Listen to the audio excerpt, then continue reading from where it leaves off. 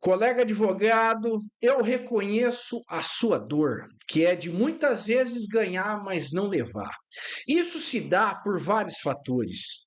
Ou conduta protelatória da parte contrária em ganhar tempo, se valendo muitas vezes de subterfúgios de má-fé, ou pela morosidade judicial, que por si só já é um grande empecilho, e outra também pela relutância dos magistrados no arbitramento da litigância de má-fé, quando a conduta ali é praticada e está evidente.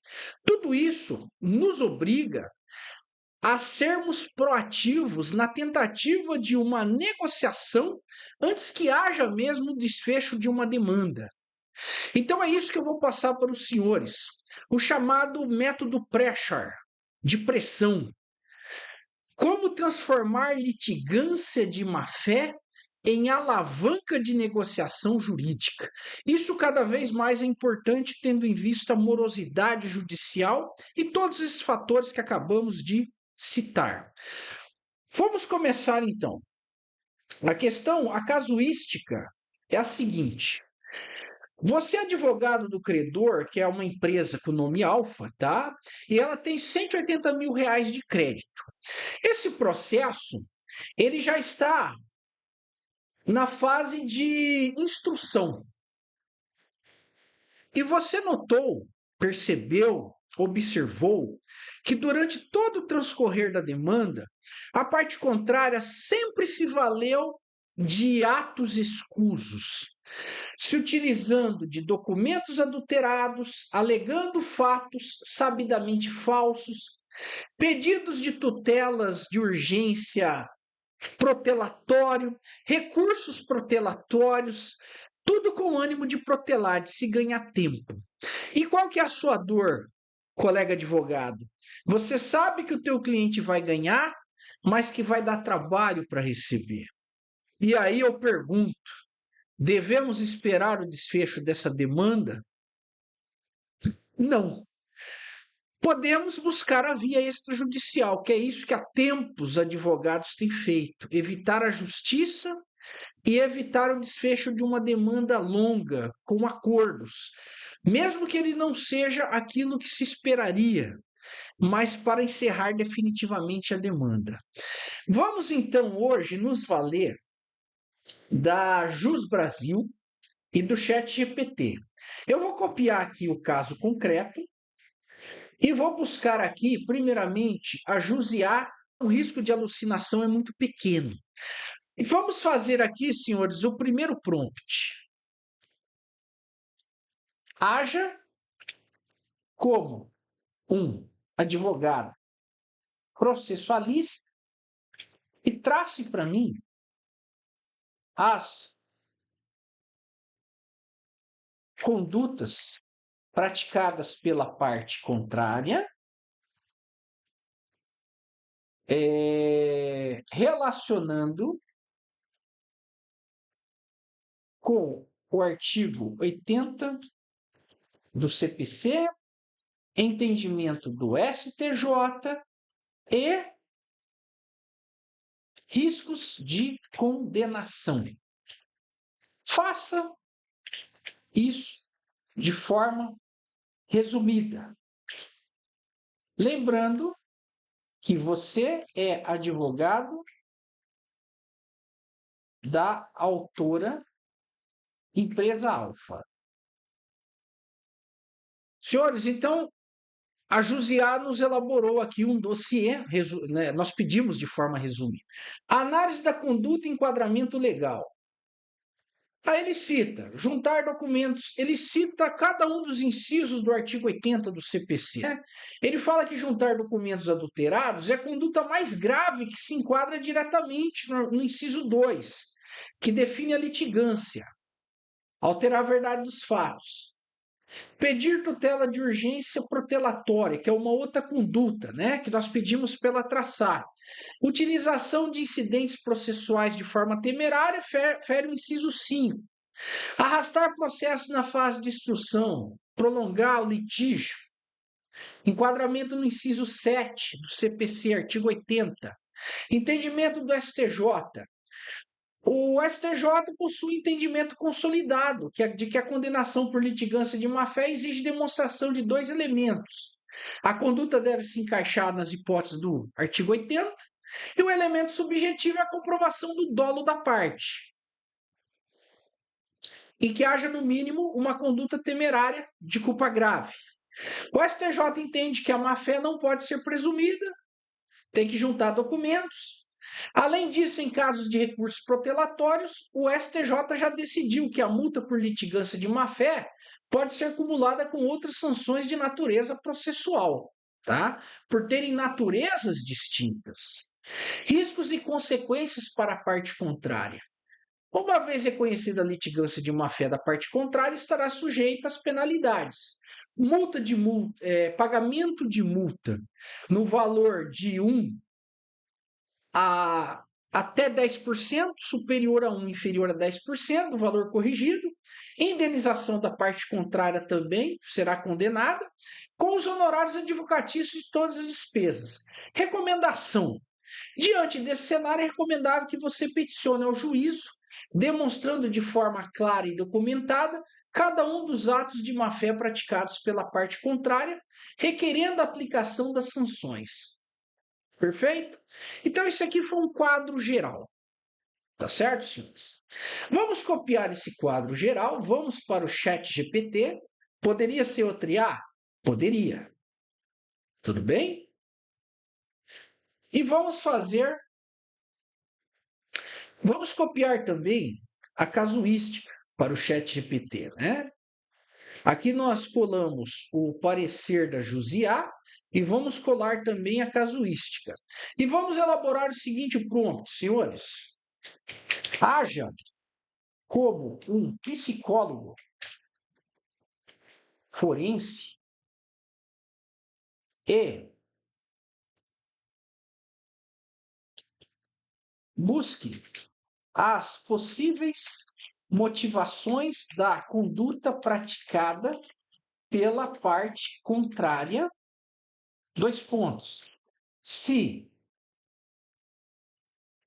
há ânimo genuíno nas teses do réu, se há ânimo protelatório ou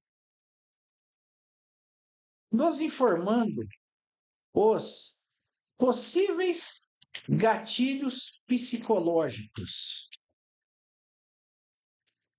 tanto do réu quanto de seu advogado. Lembrando que você representa a empresa Alfa, autora na demanda. E aqui o ChatGPT vai nos traçar um possível perfil psicológico para, a partir daí, nós buscarmos estratégias de negociação. André, vou analisar como psicólogo forense estratégico, pensando como advogado da empresa Alfa, tá? Isso é crucial porque a estratégia processual muda dependendo do gatilho psicológico do adversário. Olha a importância. A estratégia processual muda dependendo do gatilho psicológico do adversário. Hipóteses comportamentais prováveis, com sinais e implicações estratégicas. É isso que nós queremos. Análise psicoforense da conduta do réu e de seu advogado. Estratégia deliberada de atraso. Procrastinação estratégica. Probabilidade alta. Gatilho psicológico. O réu não tem liquidez para pagar agora, ou o fluxo de caixa dele está comprometido. Essa é o mais provável. Logo, a estratégia racional é: ganhar tempo é mais barato que pagar. Estratégia 1. Isso ocorre muito em dívidas empresariais, tá? Sinais do processo que ele chegou a essa conclusão. Psicologia envolvido. O réu opera sob economia comportamental de sobrevivência financeira. Perder em 3 anos, melhor que pagar hoje, tá? Ele sabe que vai perder, mas precisa de tempo. Pressões eficazes: penhora online, protesto da decisão, exposição de fraude documental e risco penal. Gatilho 2. Então, o gatilho 1 foi estratégia deliberada. Vamos ganhar tempo, arrasta esse processo. E muitas vezes o advogado ele é capturado com esse entendimento do seu cliente, porque o cliente fala para ele, ó, vai enrolando o processo aí, vê o que você faz, tá? Então, esse é o gatilho número 1, ganhar tempo. Gatilho número 2, gatilho psicológico 2, defesa construída artificialmente pelo advogado. É alta essa probabilidade, tá? É uma defesa barulhenta para esconder o caso fraco. Gatilhos psicológicos, existem 3. Preservação de reputação, o advogado não quer admitir ao cliente que a causa é perdida. Cria movimentação intensa, remuneração por tempo. Se os honorários são mensais ou por fase, o advogado ganha mais, né? E a falácia do guerreiro jurídico. Alguns advogados acreditam que todo processo pode vingar, pode virar, pode dar certo. Agora, o perfil psicológico 3, o blefe estratégico. Tá? O blefe estratégico. É médio. A adulteração documental pode indicar um blefe estratégico. Se o juiz ficar em dúvida, ganhamos tempo. É uma técnica de negociação indireta, psicologia. Tentar criar sensações. Processo incerto, instrução longa, prova complexa. Reduzir o valor do acordo. Defesa emocional, um gatilho 4. Não racional, probabilidade é média que pode ser essa defesa emocional. Alguns réus não aceitam a derrota por viés de justiça subjetiva. Não devo nada. Mas quando juridicamente devem, negam, racionalizam, prolongam o processo por orgulho, mero capricho. Já ouviram aquela história que eu prefiro pagar 50 mil reais para o advogado, mas eu não pago 5 mil para você que eu te devo? Eu já ouvi muito isso na prática, tá? 5. Tentativa de desgaste econômico do autor. É médio, cansar o autor. Raciocínio simples. Se o autor gastar com o advogado por anos, ele aceitará o acordo menor. Estratégia do desgaste. Mapa psicológico provável do caso, tá? Aí ele lista aqui as prioridades prováveis. Réu sem liquidez, advogado criando defesa artificial, estratégia de atraso por forçar um acordo menor. Ou seja, não é uma defesa jurídica, é uma defesa estratégica financeira. Olha que observação importante. Tudo no judicial, o advogado hoje com IA ele tem que se valer da estratégia. E é isso que eu procuro passar para os senhores. Não é ficar criando fórmulas de prompt, não é isso. É muito mais que isso. É uma advocacia estratégica. Perfil psicológico do adversário. Aí tem, né? Ele não quer perder. Advogado do réu, ele é combativo, tolerante a risco e aposta no atraso, seja o que Deus quiser. Pergunta estratégica correta. Eles não estão litigando de má fé? A pergunta é: o que eles estão tentando ganhar com atraso? O ponto fraco psicológico do adversário. Penhora inesperada, prova de fraude documental, responsabilização pessoal. Quando um desses riscos aparece, a postura muda rapidamente. Diagnóstico final. Cenário A. Vamos ganhar tempo até ver o que acontece. Vamos enrolar em busca de um acordo menor. Insight estratégico para não é o caso. O processo muitas vezes é uma negociação psicológica disfarçada de disputa jurídica. Isso aqui é matéria interessantíssima. Aí ele dá aqui, se quiser, posso te fazer algo mais poderoso. O protocolo de pressão processual em 5 movimentos. Uma técnica usada por litigadores de alto nível para forçar acordo rápido. Vamos fazer isso então? Sim. Ele já nos deu a ideia, faça isso, sim. Vamos criar esse protocolo pressure. Vou te mostrar um protocolo de pressão em 5 movimentos. Protocolo de pressão processual, PPP. Aumentar progressivamente o custo psicológico. Movimento 1. Dossiê de má-fé documentada. Antes de qualquer ataque, constrói-se um registro cirúrgico das condutas desleais. Esse dossiê, senhores, inclusive, eu já tinha elaborado numa outra atividade, junto ao Cloud, que o ChatGPT nos dá como estratégia PPP, que é o chamado protocolo de pressão processual. Primeiro, dossiê de má-fé documentado. Esse dossiê já está aqui, ó. Eu já tinha feito com o Cloud. Olha que dossiê interessante, bem formatado. Aqui ele cita as condutas identificadas do réu, com a conduta, o enquadramento, a jurisprudência e a análise estratégica e o risco de probabilidade. A conduta 2, cada uma das condutas, eu vou passando rapidamente para os senhores, ele tem o enquadramento, a jurisprudência e a análise e o risco de condenação. Olha a conduta número 3 aqui. Todas as probabilidades alto, alto, alto, muito alto, com o julgado, manobras dilatórias sistemáticas, ó, risco médio, violação aos deveres de lealdade, ó, risco alto, dolo processual, risco alto. Aqui ele faz esse quadro sintético de risco. Estratégia processual recomendada e a nota sobre o advogado da parte contrária. Então, essa estratégia da PPP, da pressão psicológica processual, pressure, eu já tinha feito com o Cloud, perfeito? E aqui, para complementar, o ChatGPT nos dá. Primeiro passo, dossiê de má-fé documentada. Está aqui esse dossiê pronto e acabado, tá?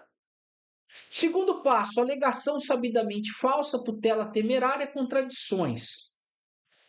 Movimento 2. Então, o primeiro foi o dossiê, que já está pronto, da pressão psicológica processual, a PPP. 2. Petição de advertência processual. Antes de pedir multa, faça uma advertência formal elegante. Objetivo: colocar o advogado em risco reputacional. Expor inconsistência, mencionar dever de lealdade, sinalizar possível litigância sem agressividade. Então, primeiro é o dossiê. Segundo, uma petição de advertência processual. Terceiro, pedido de saneamento estratégico.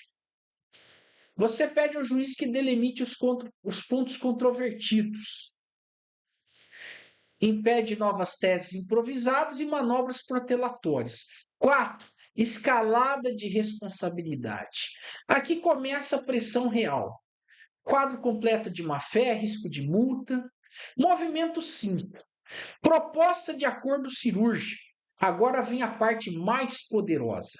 Você apresenta um acordo logo após a pressão processual, margem implícita a duas saídas, estrutura da proposta. Exemplo didático: 180 mil, 18 mil, 9 mil, total de risco de 207, proposta 150.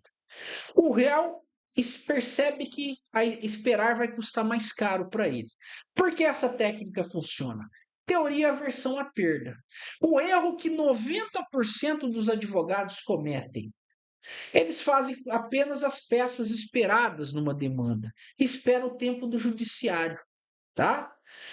Então a IA ela vai nos ajudar em mapear, montar dossiê, e foi o que nós fizemos até agora, tá? Agora, o que eu faria, senhores? Para ser bem sincero, eu optaria, primeiro passo, antes de se atravessar qualquer petição, eu buscaria o advogado da parte contrária, levaria o dossiê para ele, juntamente com uma carta, ou seja, por e-mail, ou mensagem de WhatsApp, ou até uma reunião pessoal. Eu marcaria também essa reunião pessoalmente, levaria esse belo dossiê, muito bem feito, tá? Eu pedi aqui para a IA montar um dossiê, o mesmo prompt que eu fiz para a Josiah eu tinha feito aqui para o Cloud, e eu alertaria o advogado. Vamos fazer então isso aí? Vamos elaborar, vamos dar a seguinte ordem. Então eu peguei todo esse dossiê, vou colocar aqui no ChatGPT. O dossiê que o Claude fez, eu copiei para o ChatGPT. E agora nós vamos fazer uma proposta de acordo. Optando pela proposta, sim, de acordo, elabore uma mensagem para que seja enviado ao advogado da parte contrária, acionando os gatilhos acima apontados com tom moderado para a possibilidade de se propor e fechar um acordo. Lembre-se, utilize da técnica de negociação e da psicologia cognitiva. Então foi isso. Fizemos um dossiê que o Cláudio já tinha nos feito. Em cima do dossiê nós colocamos dentro do ChatGPT, baixamos, no caso eu copiei, e eu pedi aqui para o ChatGPT, se valendo aí da estratégia, agindo como estratégico em Harvard e psicologia cognitiva, elaborar um e-mail com tom moderado para que nós possamos sentar nas mesas de negociação, a mesa de negociação, para fazermos um acordo. Olha só, para encerrar. Aqui ele fez uma mensagem de e-mail. Prezado colega, revendo o andamento do processo envolvendo, fizemos uma análise aprofundada do conjunto das manifestações apresentadas pela defesa. A partir desse exame, estruturamos um dossiê técnico sobre possíveis condutas enquadráveis como litigância de má-fé. Como você sabe, a jurisprudência do STJ tem padrão reiterado de conduta processual incompatível com o dever de lealdade. Nosso cliente tem manifestado preferência por uma solução eficiente e definitiva do conflito, evitando uma escalada natural. Por essa razão, antes de qualquer movimentação nesse sentido, achei adequado compartilhar essa reflexão e verificar se existe uma abertura da parte ré para a construção de uma solução consensual. A ideia seria avaliar um acordo financeiro razoável que encerre integralmente o litígio. Se houver interesse, podemos conversar de forma objetiva para verificar parâmetros possíveis. Aí o ChatGPT nos justifica o porquê funciona dentro da psicologia. Ele ativa 3 mecanismos cognitivos importantes: aversão à perda, o cérebro, esse processo pode piorar, preservação da reputação. Faz o advogado pensar na imagem profissional perante o juiz. E a saída racional. Isso permite que o advogado recomende acordo ao cliente sem parecer fraco. Pequeno detalhe estratégico: o advogado passa a ser um mediador do acordo. Dica de litigador experiente: antes de protocolar a petição de má-fé, a autora tentou resolver antes. E a carta de risco processual. Então, senhores, isso é o que os advogados proativos devem buscar quando a demanda chega nessa fase de protelação interminável, vamos assim dizer, atos protelatórios intermináveis. A estratégia é sempre buscar um acordo se valendo do chamado PPP, pressão psicológica processual. Perfeito? Ou aquilo que eu gosto também de chamar de pressure em inglês. Tudo bem, senhores? Então, notem que a advocacia, o uso da IA com a arquitetura jurídica, não é sobre elaborar prompts simples pura e simplesmente, e sim se valer da IA com uso estratégico. Advocacia arquitetada com IA. O uso estratégico da IA, que é isso que eu passei para os senhores. Eu peço para que assistam, curtam, compartilhem e dê um hype. E acompanhe o meu canal, porque eu passo isso e muito mais, porque eu conheço a sua realidade, advogada. A sua dor também é a minha dor. E a jurídica na prática. Petições reais, resultados reais.